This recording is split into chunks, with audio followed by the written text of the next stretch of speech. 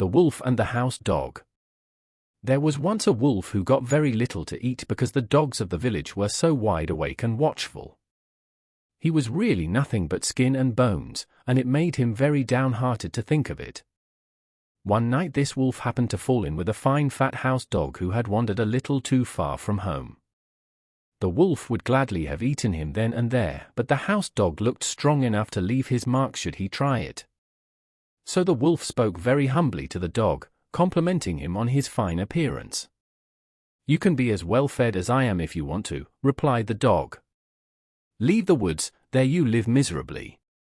Why, you have to fight hard for every bite you get.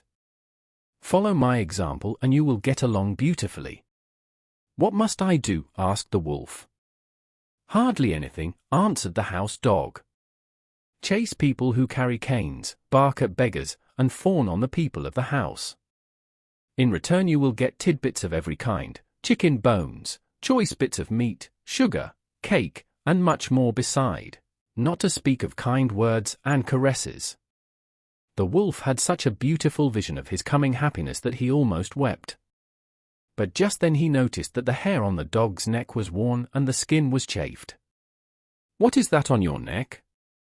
"Nothing at all," replied the dog. "What? Nothing? Oh, just a trifle.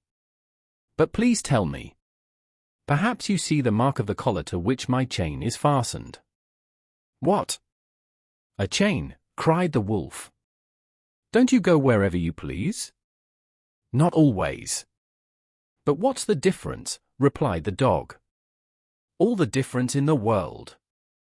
I don't care a rap for your feasts, and I wouldn't take all the tender young lambs in the world at that price."